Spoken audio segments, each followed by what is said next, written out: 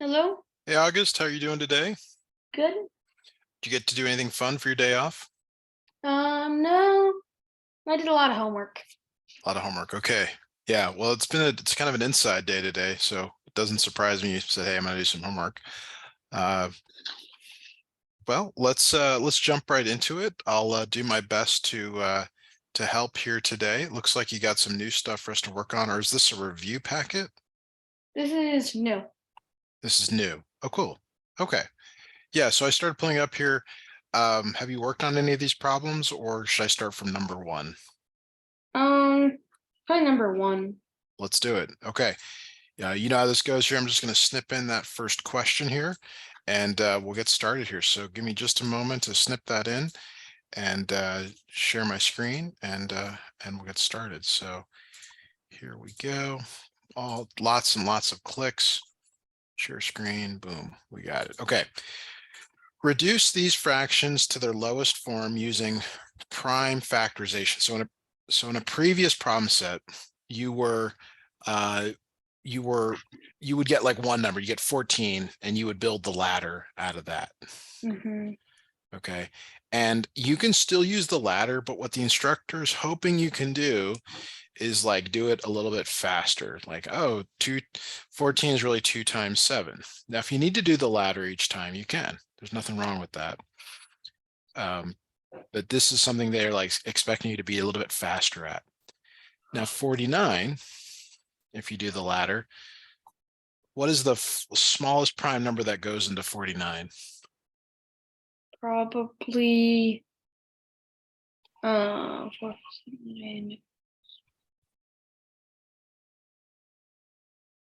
don't know. Like five? No, seven? Yeah, 7. Because you try 2, 3, 5, 7, and 2 doesn't work because it's not even. 3 doesn't work because 4 plus 9 is 13, and 5 doesn't work because it doesn't end in 0 and 5, but 7 does, and you get 7 there. So the idea is now you can write 49 as 7 times 7. So that's important because you can now cancel anything that's the same on the top and bottom. So 2/7. Yeah, so this becomes 2 divided by 7. And that's your final answer for that one. Okay. Okay, so since this is a new thing you're learning here, we're just going to do a bunch of practice problems here to get you comfortable with that. Do you want to do the ladder on the right here, or do you feel like you can tell me what 18 is without the ladder? I think I'll leave the ladder. Okay. All right, so let's do it here. 2 goes into 18 because it's even. It's 9. 3 goes into 9 because it's a multiple of 3. Yeah. And then you try 3 again. And what you notice here is that you're doing it from smallest to largest. It's just always be the smaller numbers on the left, larger numbers on the right. We'll do the same thing for 42 now. You always start with 2. It's 21. 2 does not go into 21 because it's not even, but 3 does. And then 7 goes in there. So you have 2 times 3 times So 7. 3/7. Yep, 3/7 is your final on that.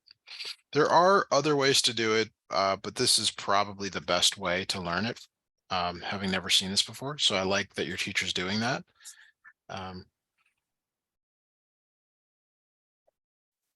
Okay, do you have that list of prime numbers from last time or somewhere in your notes? I don't know. Not I sure. think so. Let me all right, so let me go let me get the list here of prime numbers and get those into the chat here. So I'll throw them in the chat. I'll also throw them here on the screen. Okay. And reason you need that is because 67 is a prime number. So there's no ladder when you've got a prime number. It's just that one number.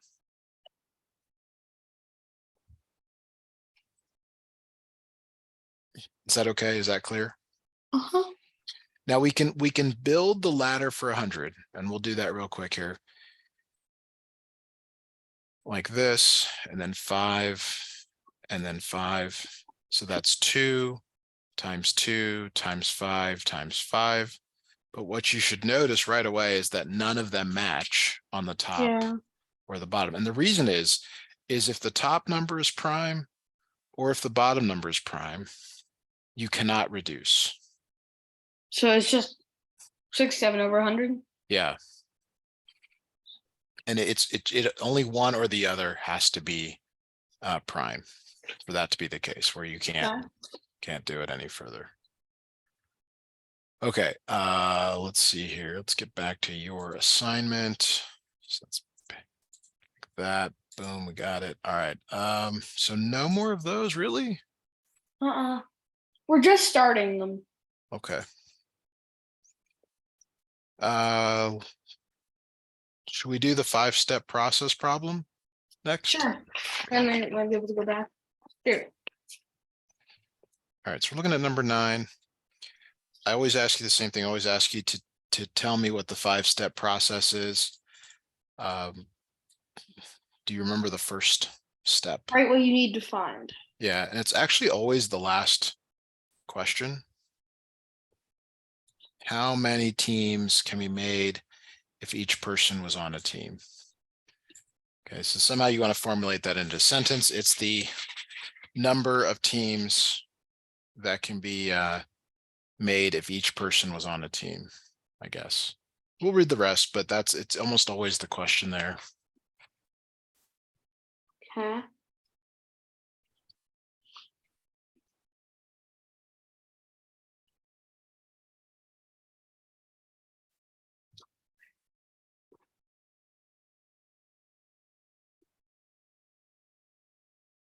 All right, so let me read this out loud here. The local recreation center held a scavenger hunt. There were 15 boys and 9 girls at the event. The group was divided into the greatest number of teams possible, with the same number of boys on each team and the same number of girls on each team. How many teams can be made if each person was on a team? Which I know this isn't right, but the most you could do is 9 with a boy and a girl on each. Right. So here's what you just said. A team could be, for example, 9 boys and 9 girls. But then there's the 5 that's remaining. Yeah, and so this actually it's a little bit weird here. I think I understand what they're trying to ask here, but I would say it's not necessarily the best thing. But what is step 2? What is step 2? Is it right what you write the equation? Picture. Picture. Oh, picture. Okay. Draw a picture.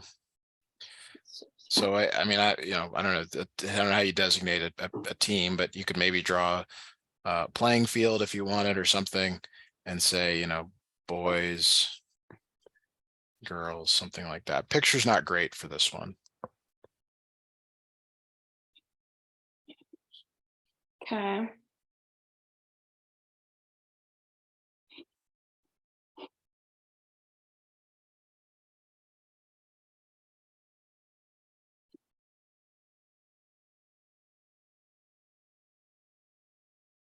Step 3 is to kind of that's the kind of the part where you're going to do most of the work. It's like write an equation, solve it. Because I believe step 4 is to check, and then step 5 is to write the answer. So we maybe should have done the previous ones, but you need to find the greatest common factor. I'm sorry. Yeah, the greatest common factor of 15 and 9. Okay, which means you need the prime factorization of both.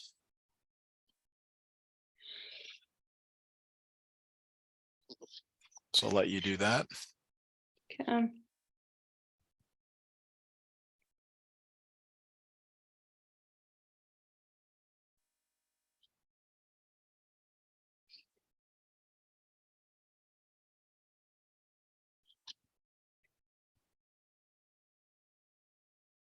Okay, so 3 and 5 and 3 and 3 Yes, are those, or 3 times 5 and 3 times 3. good. So that tells you the greatest common factor is the one that appears in both. It's the 3.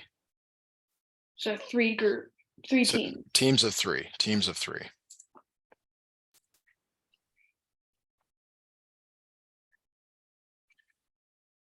Okay, so this takes a little bit of diagramming here. But that, like, imagine the boys have the jerseys 1 through 15 and the girls have the jerseys 1 through 9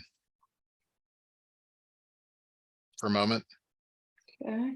So the first team of boys would be 1, 2, and 3, and the girls would be 1, 2, and 3.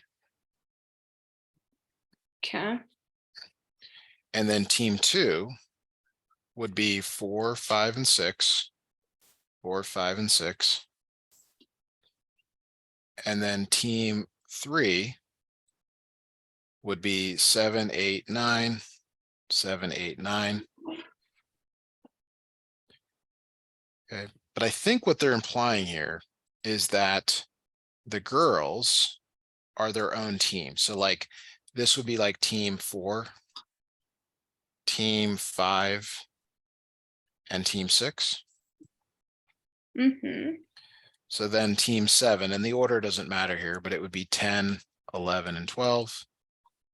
Team 8 would be 13, 14, and 15.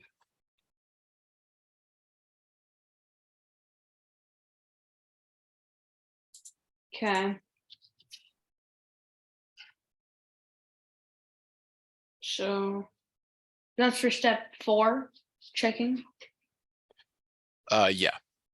Well, no. This tells you how many teams there Oh. are. So it's kind of a built-in,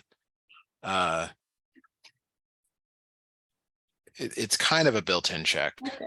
It's not, I mean, it's not great. It's like the 5-step process doesn't always work. Like sometimes you can't draw pictures, sometimes it's not really that easy to check.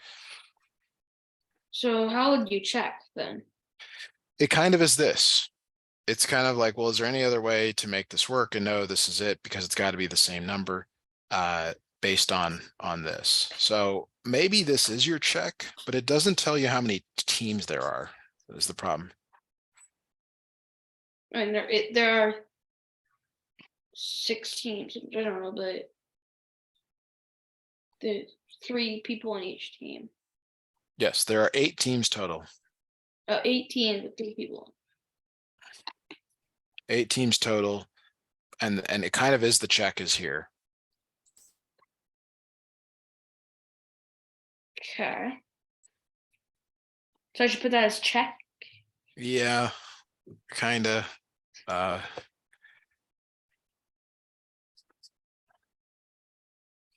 step 5 is that summary sentence, and you would say something like, there are 8 teams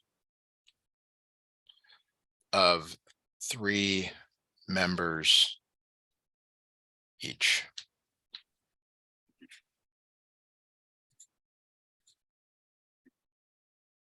Okay.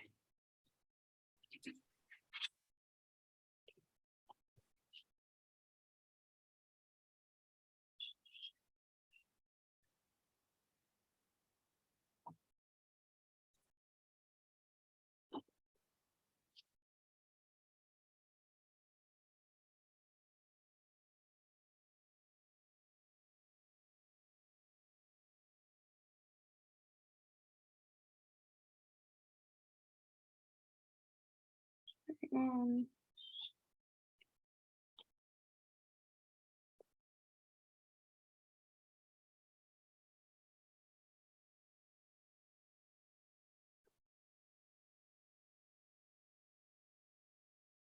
Any questions on that? no, I'm just gonna finish writing step 4. Okay.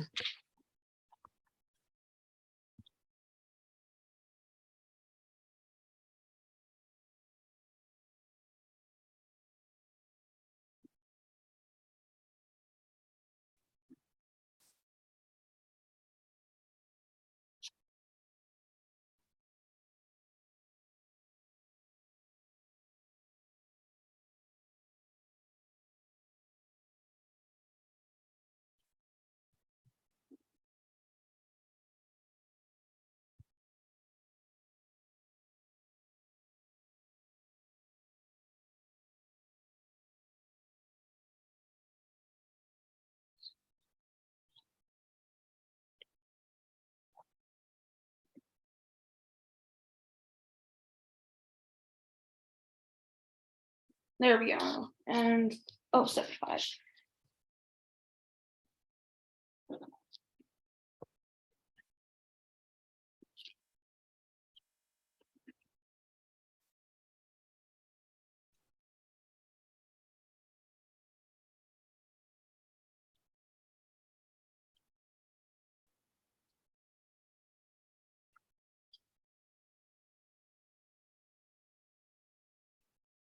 Okay.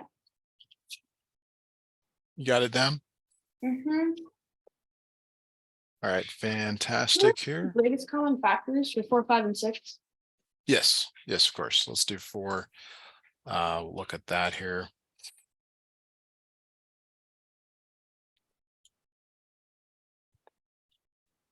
All right, so 10, 35, and 110. Okay, so the idea is you do that ladder for all 3 numbers for 10, 2, and 5. 5 and 1. So 10, you can think of 10 as 2 times 5. Okay. And then you do the same thing for 35.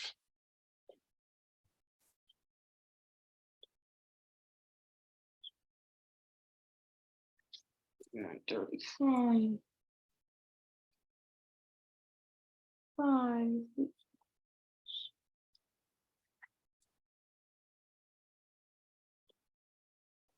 35, you start with 5 and 7.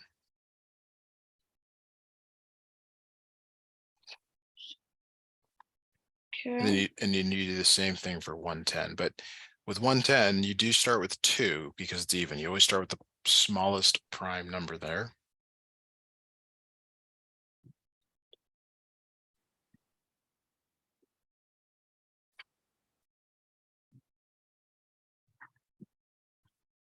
And once you get your list, very important. Once you get the list, that's when you figure out, well, what's the same? What's the same about each of them? What number is in all 3 lists? 5. You can see it's a 5. So sometimes it's just one number. Like it's not necessarily that. And actually, let me just double check here. Sorry, I got make sure this is actually what it says. Yes, the greatest common factor. Yeah. Okay, so do you want to try 5 on your own? Sure.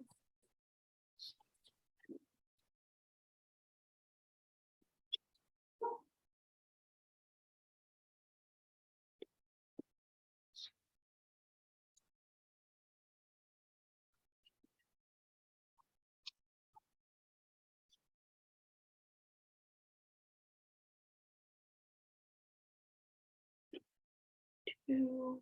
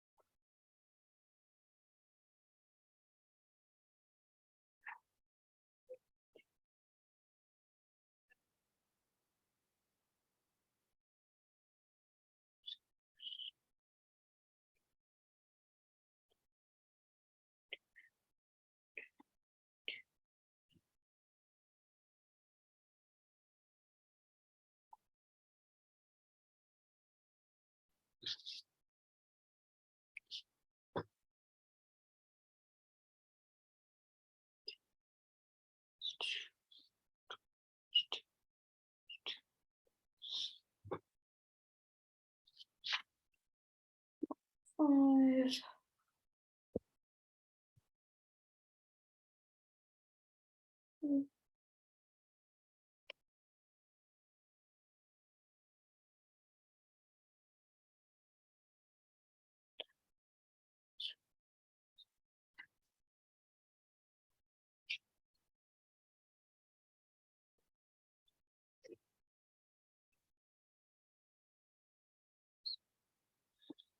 And the greatest common factor would be 7. Yeah, 7 is the one that goes in all 3. Now, if like let's say there wasn't a 7 in the first one, There'd be no root. There'd be none, or it'd be one. I'm not sure if instructor wants you to say one, but sometimes it just doesn't work, you know? Okay, how about we move to a different part of the review assignment here? It's something like either 8 or 10. Okay. We can do 7. Right. Yes, we'll do 7 here. So please explain how factors and prime factors are similar and different. Yeah. Okay, so the factors are the prime factors. Okay, so if I ask you to factor a number, I'm implying that I want you to write the prime factors. So Like, let's take 50 as an example. 50 is 2 times 5 times 5. so factors are the same thing as prime factors. Yeah. Yes. Okay. And in terms of like where they're similar, like you are making a prime factorization when you're asked to factor. And so you'd want to say some of those words like a prime or a factorization is always a prime factorization. So they are the same. Okay. And you really don't have to be any more detailed than that, at least for now. Okay. Your teacher may otherwise see differently, but everything we've been doing is a prime factorization. Okay. That's what I'm looking for 14. Say that one more time. For 14, should I just turn it into a do sort of what it says here? I don't And- have 14 on the list here. We're Huh? pretty, yeah, I didn't get 14 unless we're pretty much out of time. So we definitely get to that next time if that's available to you. But yeah, your dad didn't quite get it all. Didn't look like they got all there. Yeah, it's fine. So I think